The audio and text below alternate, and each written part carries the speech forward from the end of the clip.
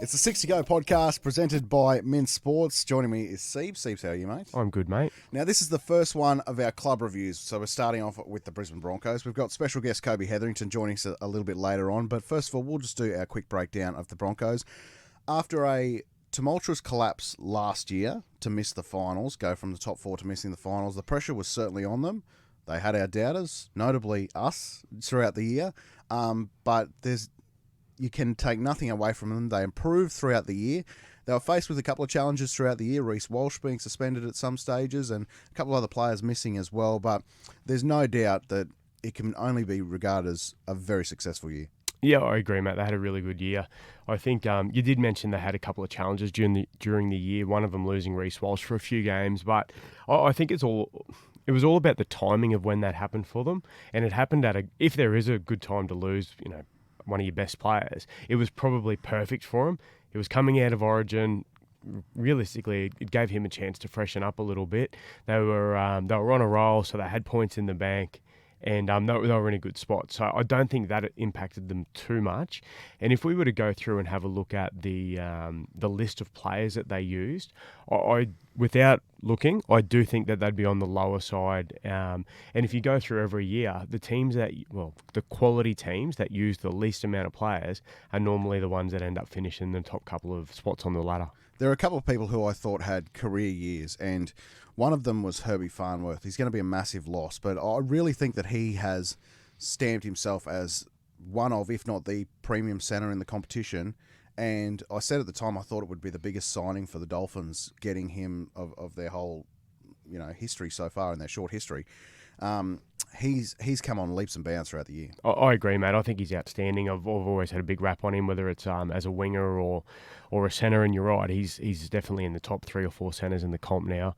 I've still got Stephen Crichton as number 1, but Herbie's not far away at all. He's a very, very good player, and it's the things that he does that go unnoticed, which is what the Broncos are going to miss the most. He has tough carries out of their own 20. His ability to break the first tackle is phenomenal. Like the amount of times that he breaks the first tackle, so worst case scenario, he's winning the play the ball. It just sets up their whole set, gets them on the front foot, similar to what Brian Toto does for Penrith. But yeah, you're right. Herbie's going to be a miss. And so you had strike out wide with Staggs and Farnworth, really the catalyst for a lot of their points this year. Before we move on, to other players and other positions, I actually think that it was Staggs' least impressive year. And it wasn't a bad year, he had a good year. So there is still upside because they know that they can get more out of Staggs because the last couple of years, or the last probably 4 years, he's shown that, he's got a bit more in him. So again, they're going to lose Herbie, but they may get Staggs back to, where he can be. And I'm not saying he had a bad year. I just think in comparison, there's a little bit of improvement there still. Do you think that was a result of the fact that while his statistics probably aren't as impressive as previous years, they probably did have to force feed him in previous years because he was their main strike weapon? Yes and no. I'm basing that more on the eye test more on the stats test with Staggs. He didn't look as explosive to me as what he has the last couple of years. He's had a couple of bad injuries as true. well. Yeah. So that could take away from that. But the other big point of emphasis for the Broncos, you can't not talk about Ezra Mann. Oh yeah. I've told this story before. I spoke to Ben Eichen at the preseason of last year, and they had no intention of playing Ezra Mann at all last year. Which I find so strange because I remember when we spoke about it, I gave you the story about when he made his South Logan Q Cup debut and, the impact that he had on an 18 side that he left and the Q Cup side he walked into was just phenomenal. They had enormous raps on him. So I was surprised that they didn't see this coming. The big thing I love about Ezra Mann, and you can take your pick at what you like about him because there's a lot to like there, but his defence, he's committed to defence. He's not shy in defence. Committed is the key. Yeah. He falls off tackles. He makes wrong decisions, but he is committed to everything that he does, and that's all you can ever ask, isn't it? Absolutely, and I've thought a lot that when Ben Hunt retires, particularly from State of Origin level, he would be the perfect 14. Yeah, it depends, I suppose, on what what happens with Harry Grant and who's coming along in the hooker space then. But yeah, he could play dummy half. Yeah, he could. But again, there's a fair bit of room, a fair few things to happen before we get to that point in time. Because, again, we get excited. Yes, he is unbelievable, but I still don't think he's got to put it together again to go past blokes like Tom Dearden for me. Yeah, I agree. The big news that the Broncos loved throughout the year was the fact that they re-signed Payne Haas. Yep. And they look to obviously sign Reece Walsh and Ezra Mam off the back of that as well. But to have... And they lose Flegler, which is a big loss. They locked in Carrigan for a couple more. But locking Carrigan and Haas, it's just... They start every game with an advantage, almost every game, with an advantage in the front row. Well, that's exactly right. And Carrigan, I think him missing the last 5 games of the previous year had a lot to do with, it wasn't the total reason why things fell over, but missing a player like him had a lot to do with why it got tough for them at the back end of last year. And it's hard to say someone who plays for Australia is underrated, but I still think Pat Carrigan is underrated.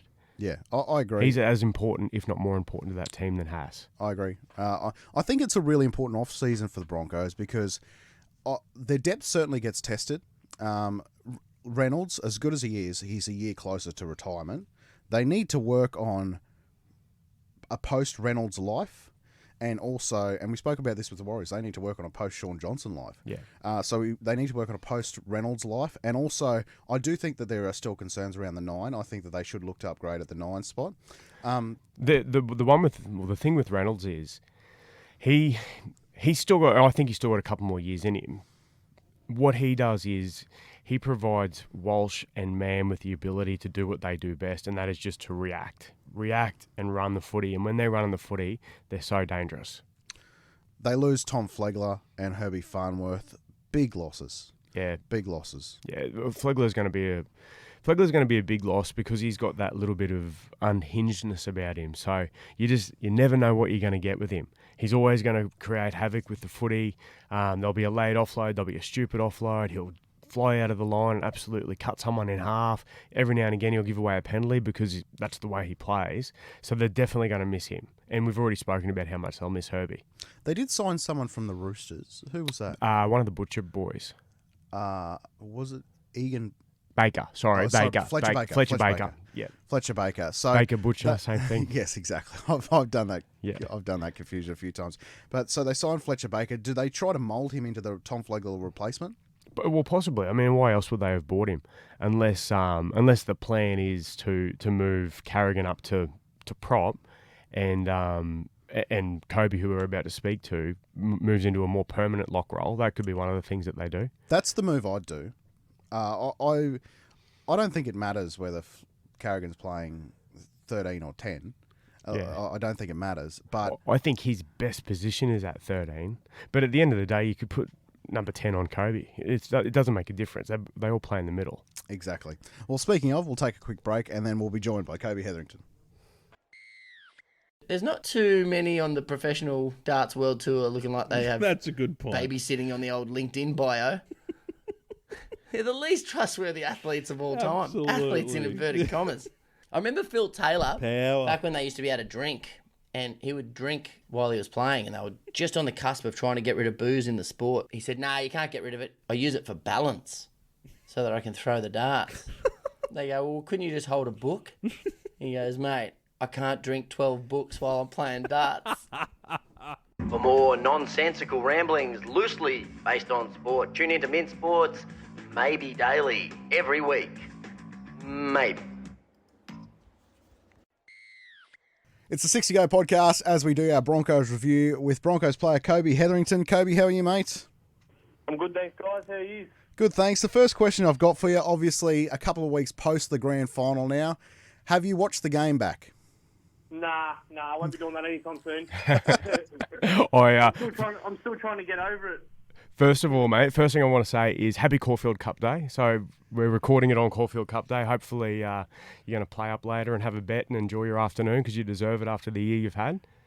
Yeah, well, I actually just drove past Racecourse Road there, and it was pretty packed, so it should be a good day. Oh, it will be. It will be. It always is. And mate, great year. We'll talk about a few things, over the next little bit about the year and some of the challenges you went through early on in the year. But yeah, I know you didn't get the result grand final day, and I do not blame you one bit for not even watching the highlights again, let alone the game again. Yeah.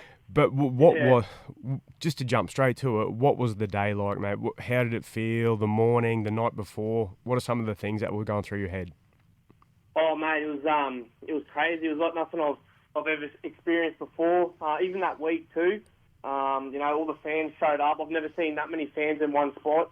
And then when we were about to drive to the stadium on the bus, I couldn't even tell you how many Bronx fans were outside of the motel, and they all just we walked through a massive tunnel, and all the family and stuff were there, and it was pretty crazy and pretty surreal moment. Yeah, it was unreal. Speaking of family, mate, I know that mum and dad and brother and sister, or brothers and sister, were there. That would have been special being able to share that with those guys.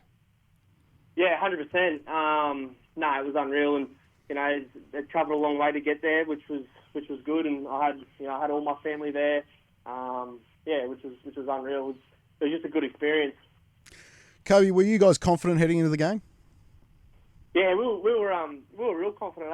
We sort of, we were extremely confident. Everything we did all year led up to that one game, and we were just getting better and better each week. And on the grand final, before the grand final, we were on the captain's run. And everyone was up and about, excited, and there was a few nerves getting around, but it was just mainly excitement about it all. I know that there's a lot of difference between round one and the grand final, but you guys beat Penrith in round one, first game of the year. It's ironic that the first game of the year and the last game of the year were the exact same. There was a lot of talk about how Moses Leota and James Fisher-Harris just find another gear in the finals. Could you feel that? Because there was a moment in the first half, and I know that the Broncos did get out to a lead after that, but there was a moment in the first half where Leota knocked Carrigan on his ass, and you just thought, man, they're on here. Yeah. You don't really notice it too much when you're playing. But yeah, for sure they hit another gear, and I think Cleary was the main fella, but he was one who tore us to shreds. You sort of don't really notice it too much. You just you're pretty stuffed out there, so you're trying to get through your own work. But it's the grand finals was just a whole other level. But mate, there's a couple of other questions I want to ask you, but you just mentioned him, Cleary. He's phenomenal, isn't he? The way that he just never gives in. He's always in the contest, and you've got an opportunity now. You're up 55, 60 games of footy, or at that level you've played. Can you really feel the difference when you're playing against someone that has just got that extra bit of class about them, like Cleary? Oh yeah, for sure. Especially when you're in the middle, you always got to tie him from the inside because he's got that shot and go, and then he's got a good passing game too. So there's a lot of things going through your head when he's got the ball. But yeah, he's a pretty freakish player. Yeah, he goes good, doesn't he? And speaking of blokes who go good, I mean, obviously Ezra Mam, that 20-minute period he had after halftime for you guys was phenomenal. He was electric. Yeah, he was good, wasn't he? That was probably one of the best games he's had all year, and he's a freak because when he scores those long range tries and all the forwards are buggered, you just love him for it, eh? Oh, 100%, yeah. Yeah, hey, so pretty freaky. Kobe, we spoke earlier about the fact that I'd Ben Eichen on the podcast early last year, and it wasn't even really the plan for them to play Ezra last year. So to go from that to being just short of a Clive Churchill medal winner, can you talk about the evolution that Ezra's gone through? Because you've seen it firsthand. Yeah, I played a bit of footy with Ezra at Q Cup there, and yeah, he was always going to be a freak. It was just a matter of time, and he's a real hard trainer off the pitch. And yeah, he was always going to be a good player, and he's got that freakish ability about him where he can just make something out of nothing, and it's always good playing with a player like that. And I think Reynolds too. Reynolds has probably been the biggest biggest thing for all us young fellas, and especially Ezra. Yeah, we actually did speak about that before we gave you a buzz. Just the ability that Reynolds has to steer the ship for you allows guys like Ezra and Reece Walsh to react and run and play footy, and that's when they're at their most exciting. Yeah, 100%. He takes a lot of pressure off Ezra and just lets Ezra. Ezra's probably biggest thing is his running game, and Reynolds just lets him run, and it works out pretty good. Scores a few tries. What was the moment for you, Kobe, that you knew you might be in trouble? What's that, sorry? What was the moment in the grand final where you thought you might be in trouble? To be honest, I'm not too sure. Probably when Cleary split us and passed on the inside to, I forget who was it? Moses. Big Leota, yeah. Moses. Yeah. And then they scored, I think it was 2 pretty quick tries, and yeah. But I don't know, I didn't really think about it too much. Yeah, momentum's a funny thing with footy. It goes with you and against you, and it's hard to stop. All right, Yeah, so one last question on the grand final for me, and it's not even about the grand final. It's tell me about the night before. So I've always thought to myself, how do you get to sleep? How do you stop yourself staring at the wall? And then you don't play footy until, 6:30 kickoff, Sydney time. So then you've got all day. It's almost like 2 days in one. How did you go the night before, mate? Did you get much sleep? Were you able to chill out? Nah, not really, to be honest. I was, it's pretty much impossible to not think about. So I was up all night thinking about it. I room with Herbie Farnworth, so we stay up late anyway, and we like to sleep in because it's such a long day that next day. So we like to cut off a little bit of time that next day and sleep in. But it was hard to get to sleep, but it was good. Would you prefer an afternoon grand final?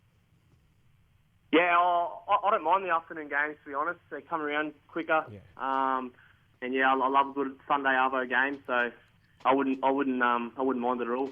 So, mate, I know you mentioned Herbie then and being your roomie, and look, I know how close you boys are.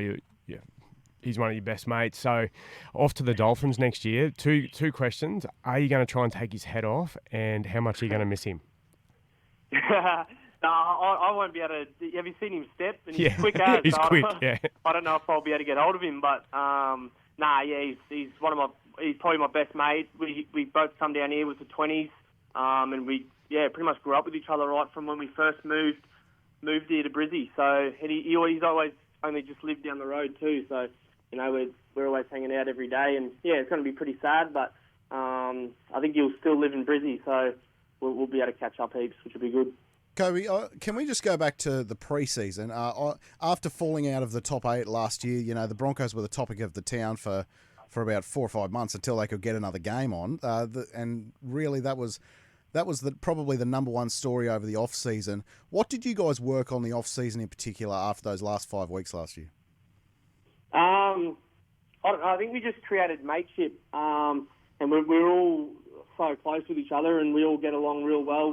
We're all best mates off the field, and I think that's a real big part of it. Like you see the Penrith boys too, they all get along with each other, and I think it's very important that with that side of things, and that's what Kevy's really good at, is sort of bringing everyone together, and also the footy side of it too. But we also on the field we're all working for each other, like our defence and that, working from the inside. I think that's probably the biggest thing. That ties into what you said though as well. That's about being mates with each other and wanting to help each other out and not let each other down, being there for each other. So it was really obvious to see that. And you're right, the teams like Penrith,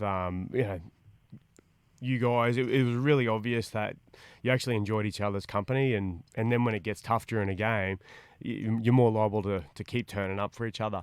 Now, yeah, for sure. Tommy mentioned the pre-season. So look, for you, mate, you had a tough pre-season. You're sitting in the gym one day feeling probably the fittest and strongest you've ever been. Then all of a sudden, bang, you're lying in a hospital bed about to get surgery. The way you came back from that, mate, you should be very proud because you come back, better than ever. So how did you feel, though, during that couple of months when you were struggling to be able to train properly and get back out there?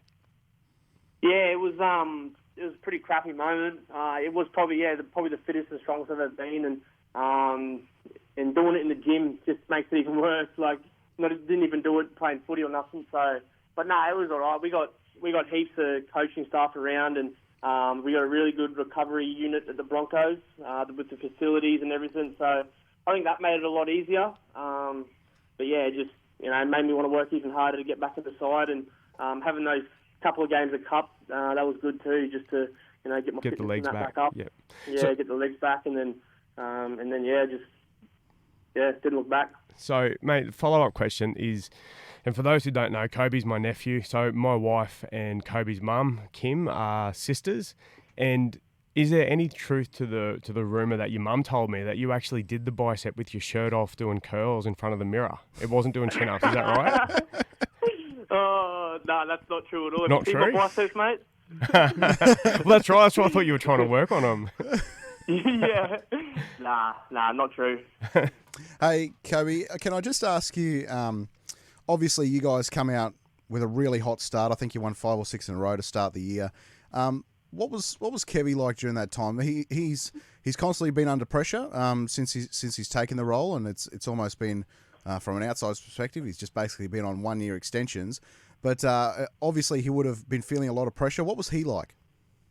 No, he was good. He didn't treat the grand final like any other game. He was nice and composed, and it made all us feel pretty composed too. So he's been really good. He's been really good for me.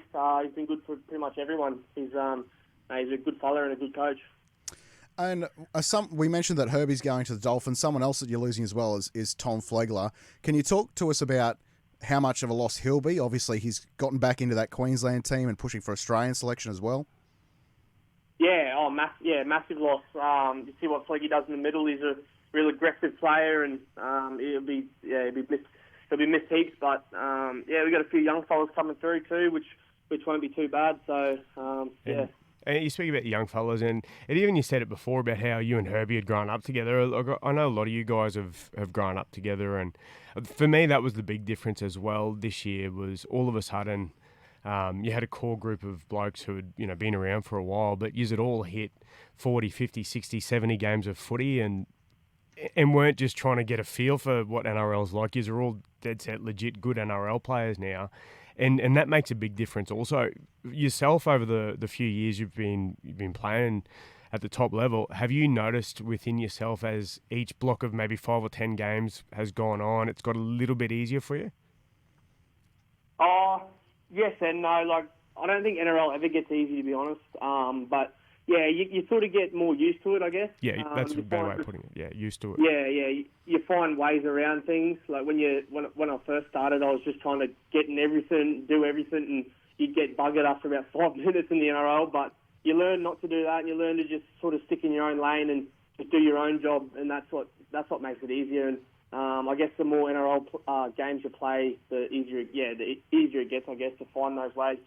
Kobe, I think it's just a matter of fact that playing for the Broncos or being involved in the Broncos is very much a different beast to all the other clubs. Now, I know that you've only played for the Broncos, but have you heard other players that have come from different clubs talk about the difference in playing for the Broncos? The fact it is, they've only got the one team town really, and the media scrutiny and the sort of responsibility that comes behind that. Yeah. Some of the boys sort of can't really believe it at first. But yeah, it also doesn't help when you got Reece Walsh on your side and girls are crying and screaming just to get a photo with him. I think he's one of the only NRL players in the comp that that happens to. But he draws more of a crowd than what Broncos do, I reckon. It's crazy. His life would be insane, wouldn't it? At the moment, like just the amount of people that just want a part of him, want a piece of him, and he's young too. What is he? 21 now. He's still young, Yeah. Well, I'll ask you about Reece. Obviously, they brought him over from the Warriors at the start of the year. Did you expect that he'd be this good this quickly? Yeah, I did. You've seen a sort of glimpse of him at the Broncos, and him off the back of Adam Reynolds and like forwards like Paddy Carrigan, Tommy is always going to be good. Yeah, and he himself as well.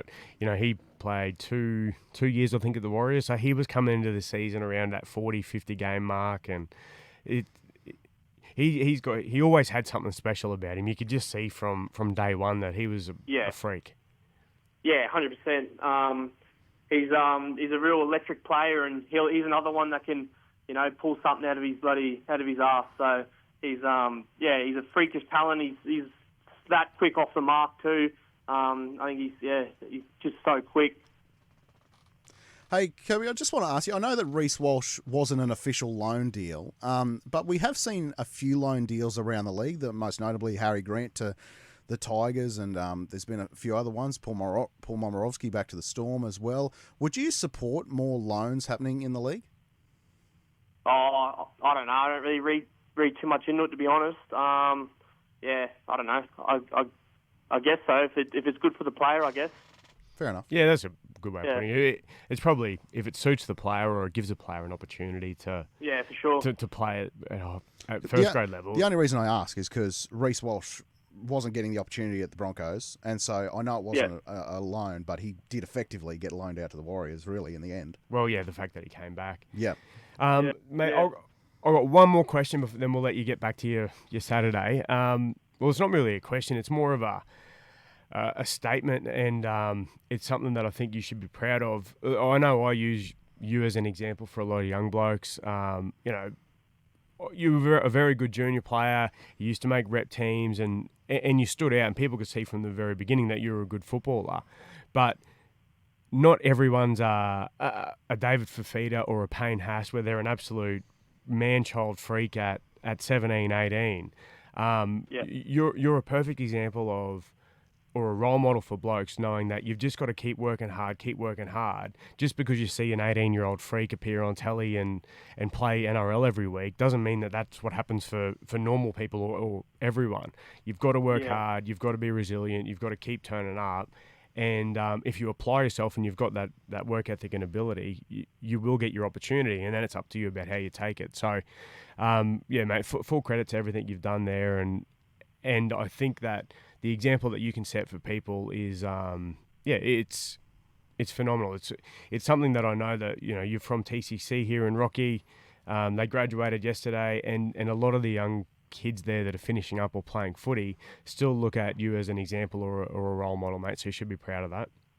Yeah, cheers, Steve. Yeah, it's something I'm proud of. Like, growing up, I didn't make too many Queensland teams and stuff like that, but I always made sure I worked extra hard off the field, and that's what Dad always said. If you keep working hard, good things are going to come your way. And just didn't give up, kept going, kept sticking with the training hard in the system, and lucky enough to get my opportunity. That's when I was 21, and just took it and didn't look back. And that's right. And even, realistically, even at 21, that's still young. Like, that's not still on the young side. So, it's impressive. And I think as well that, again, unless you're a Reece Walsh or a Fafita or those couple of dead set freaks that we've already spoken about at 17, 18, but by the time good footballers get to 19 or 20, everyone's about the same as far as their skill level, size, strength. It's just who's prepared to work harder then.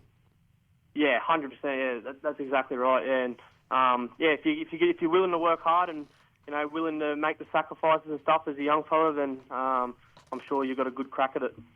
Hey, Kobe, we really appreciate your time, mate. Hopefully this pre-season is better than the last one. All the very best for next year, and hopefully this isn't the last time we have you on. Yeah, cheers, fellas.